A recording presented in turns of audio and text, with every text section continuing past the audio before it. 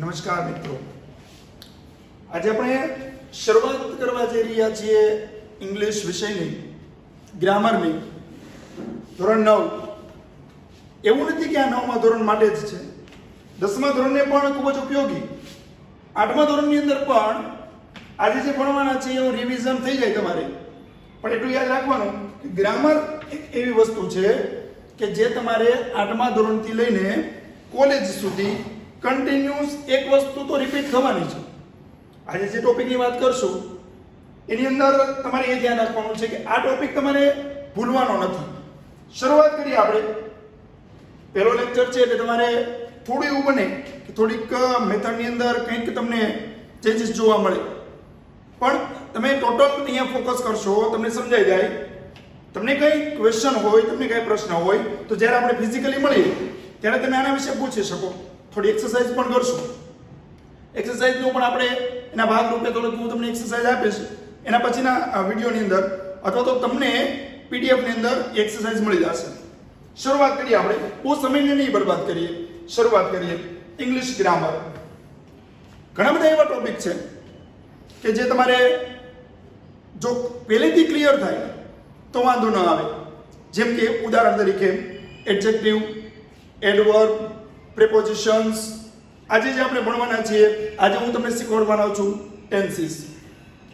ઘણા બધાને એવું પૂછવામાં આવે કે કેટલા ટેન્સ છે, તો જનરલી આપણે 12 ટેન્સ બોલીએ ખરા, પણ હમણાં હું તમને એવું કહું કે 12 ટેન્સ જે છે એના સિક્વન્સમાં કન્ટિન્યુઅસ તમે નામ બોલો તો તમે બોલશો પણ ખરા, પણ આડાવડા. તમે સિમ્પલ પ્રેઝન્ટ ટેન્સ, પછી પ્રેઝન્ટ પરફેક્ટ ટેન્સમાં પહોંચી જશો, પછી કન્ટિન્યુઅસ ટેન્સમાં જશો. પહેલા તો આપણને એ 12 કાળના નામ આવડવા જરૂરી છે. કદાચ યાદ ન રહે તો આપણે એવું યાદ રાખવાનું, સૌથી પહેલા સિમ્પલના 3 tenses: simple present, simple past, simple future. એટલે કે પ્રેઝન્ટ, પાસ્ટ, ફ્યુચર. એના પછી આવશે કન્ટિન્યુઅસ.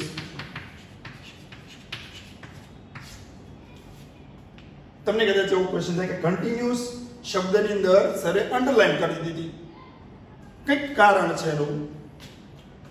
આ કન્ટિન્યુઅસ શબ્દ મેં તમને સીધો લખીને આપેલો છે, કારણ કે આપણે અત્યારે વિડીયોની અંદર શીખી રહ્યા છીએ. પણ હકીકતમાં જ્યારે તમે મારી સામે આવો, અત્યારે મેં આપેલો છે, જ્યારે ફિઝિકલી મળીએ ત્યારે હું તમને પૂછું કે કન્ટિન્યુઅસનો સ્પેલિંગ બોલો, તો મોટાભાગના વિદ્યાર્થીઓ કંઈક આવો સ્પેલિંગ આપશે, કન્ટિન્યુઅસ આવું કંઈક લખશે, અથવા તો એવું કંઈક લખે, OU લખશે. આપણે કન્ફ્યુઝ છીએ, કારણ કે યુ અને યુ 2 વાર આવે છે, વચ્ચે આવે છે ઓ. 3 વોવેલ્સ. વોવેલ્સ એટલે સ્વર વર્ણ.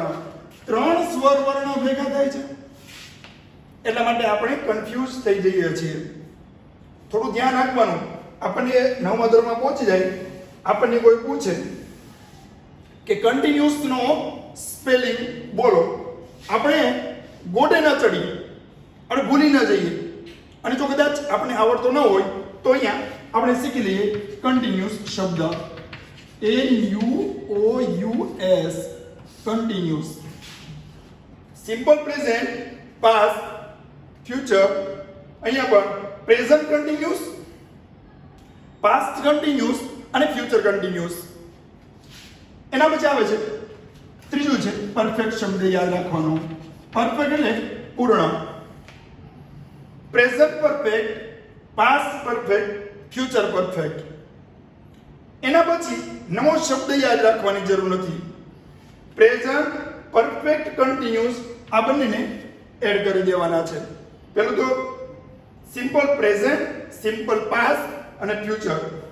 અહીંયા તમને એવું લાગે તો લખી દઉં પ્રેઝન્ટ, પાસ્ટ અને ત્રીજો શબ્દ છે ફ્યુચર. ત્રણેયની સાથે એડ કરવાનું. સિમ્પલ પ્રેઝન્ટ, સિમ્પલ પાસ્ટ અને સિમ્પલ ફ્યુચર ટેન્સ. એવી જ રીતે કન્ટિન્યુઅસમાં present continuous, past continuous, future continuous. એવી જ રીતે પરફેક્ટની અંદર present perfect, past perfect, future perfect. હવે તમારે શું કરવાનું છે? આ બંનેને જોઈન કરી દેવાના છે. Present perfect continuous, past perfect continuous, future perfect continuous. આ રીતે તમે 12 કાળના નામ યાદ રાખી શકો. સામાન્ય રીતે ઇંગ્લિશ વિષય હોય આપણે શું કરવાનું છે? દરરોજ એક એક કાળ જોતા જઈએ. પણ આપણે એક વસ્તુને ખાસ ધ્યાન રાખવાનું છે. જ્યારે કોઈ તમને પૂછે 12 કાળના નામ, ત્યારે તમને ગુજરાતીમાં નહીં, સાદો વર્તમાન કાળ ને સાદો ભૂતકાળ એવું નથી બોલવાનું. તમારે શું કરવાનું છે? ઇંગ્લિશમાં નામ બોલવાના છે. અને ઇંગ્લિશમાં તમે બોલશો તો જ, કારણ કે ઇંગ્લિશ વિષય છે, ગુજરાતીમાં નથી બોલવાના.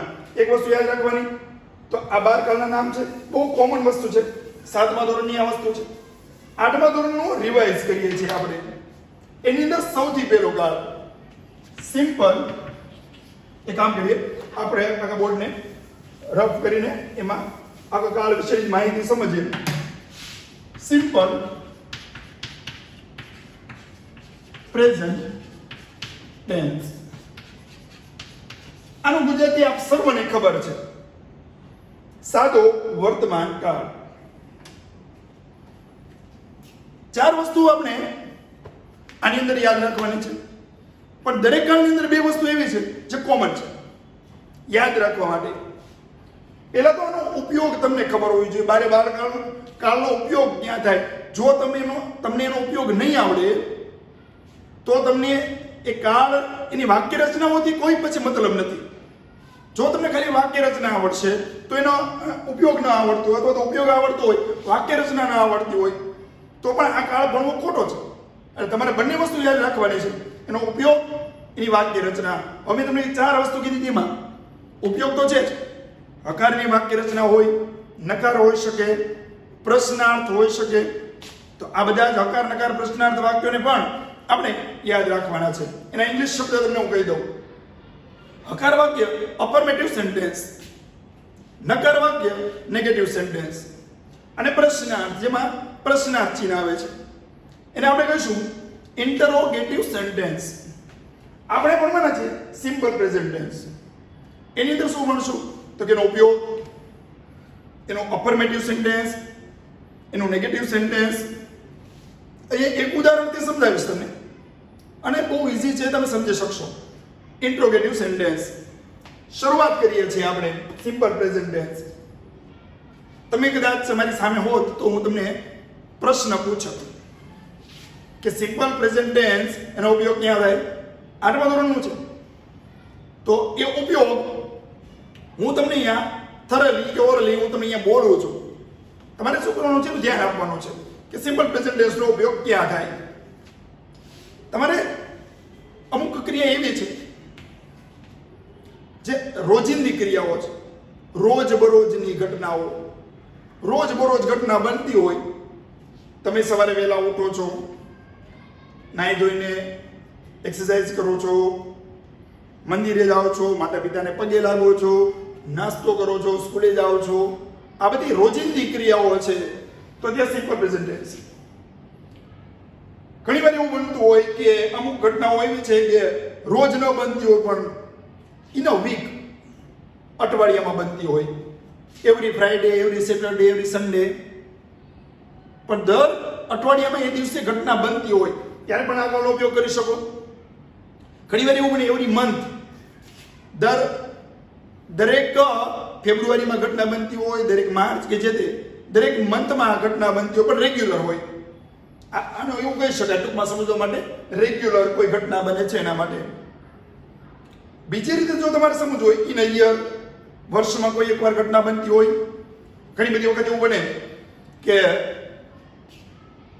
અમુક ચોક્કસ સમયે એ ઘટના બનતી જ હોય, ત્યારે તમે સિમ્પલ પ્રેઝન્ટ ટેન્સનો ઉપયોગ કરી શકો. બીજો ઉપયોગ ક્યાં છે એનો એ કહી દઉં, અને રિવાઇઝ કરતું રહેવું પડશે તમારે, અને મગજમાં ક્લિયર પણ કરવું પડશે. બીજો ઉપયોગ હું તમને કહી દઉં. બીજો ઉપયોગ છે ગણિત વિજ્ઞાનના નિયમો, સિદ્ધાંતો. આ બંનેને સાથે લઈ લઈએ આપણે. ગણિત વિજ્ઞાનના નિયમો અને સિદ્ધાંતો. ત્યાં પણ તમારે સિમ્પલ પ્રેઝન્ટ ટેન્સનો ઉપયોગ કરવાનો છે. ઘણીવાર તમે વિજ્ઞાનના નિયમો ભણતા હો, ગણિતના નિયમો ભણતા હો, ખાસ કરીને ઇંગ્લિશ મીડિયમ વાળાને ખબર હોય, જ્યારે ભણવા બેસે ચોપડી ખોલે જ્યાં કોઈ સિદ્ધાંત આપેલો હોય જેને ઇંગ્લિશમાં કહીશું પ્રિન્સિપલ, અથવા તો કોઈ રૂલ આપેલો હોય કે નિયમ આપેલો છે, એ નિયમ હંમેશા સિમ્પલ પ્રેઝન્ટ ટેન્સમાં જ હોય છે. એના ઉદાહરણો પણ આવશે તમારે. અહીંયા આપણે એના વિશે એક ટૂંકી માહિતી અત્યારે લઈએ છીએ. 8મા ધોરણનું છે, તમને ખબર છે. એના સિવાય પણ 2-3 એવી વસ્તુ છે કે જ્યાં તમે સિમ્પલ પ્રેઝન્ટ ટેન્સનો ઉપયોગ કરી શકો. અહીંયા ખાસ આપણે ફોકસ કરીએ એની વાક્ય રચના ઉપર. અફર્મેટિવ સેન્ટેન્સ એટલે કે ગુજરાતીમાં કહીએ હકાર વાક્ય. એટલે અફર્મેટિવ સેન્ટેન્સ, અફર્મેટિવ હકારની વાક્ય રચના. ટેન્સ એટલે શું એ તમે એકવાર મગજમાં બહુ ક્લિયર કરો કે ટેન્સ એટલે જેની અંદર માત્ર ક્રિયાપદ બદલે. વાક્ય રચના આપણે બધાને ખબર છે. આ એક ટોપિક ભણતા ભણતા આપણે કેટલા બધા સાથે સાથે ટોપિક ભણવાના છે. વાક્ય રચના, ટેન્સની વાક્ય રચનાની અંદર આપણે વાત કરીએ છીએ ટેન્સની, એની અંદર જનરલી તમે ઇંગ્લિશનું કોઈ પણ વાક્ય જુઓ તો ત્યાં તમને સબ્જેક્ટ, વર્બ અને ઓબ્જેક્ટ આટલું જોવા મળે. સબ્જેક્ટ, વર્બ અને ઓબ્જેક્ટ ફરજિયાત હોય જ. કોઈ પણ વાક્યની અંદર પેલા સબ્જેક્ટ આપેલું હોય જેને આપણે કહીએ કર્તા, પછી વર્બ આપેલું હોય એને આપણે કહીએ ક્રિયાપદ, પછી ઓબ્જેક્ટ આપેલું હોય તેને કહીએ કર્મ. આટલું તો હોય જ. જો ઇંગ્લિશની અંદર વાક્ય રચના ફિક્સ છે, નક્કી છે. સબ્જેક્ટ, વર્બ અને ઓબ્જેક્ટ, એના સિવાય વાક્ય રચના બને જ નહીં. આ પછી તમે એને આ વાક્યને કર્મણીમાં ફેરવો તો કર્મ પેલા આવે, એની ચર્ચાઓ પછી કરશો. પણ અત્યારે એવું યાદ રાખો કે હંમેશા સબ્જેક્ટ, વર્બ અને ઓબ્જેક્ટ આ 3 વસ્તુ હોય. અને એ પણ યાદ રાખવાનું મેં એટલા માટે તમને કીધું કે તમે ક્રિયાપદ બદલો એટલે કાળ બદલે. એટલે આ બંનેને આપણે કોઈ ચેન્જ નથી કરવાનો, ખાલી ક્રિયાપદને બદલવાનું. ક્રિયાપદ બદલાય, કાળ બદલે.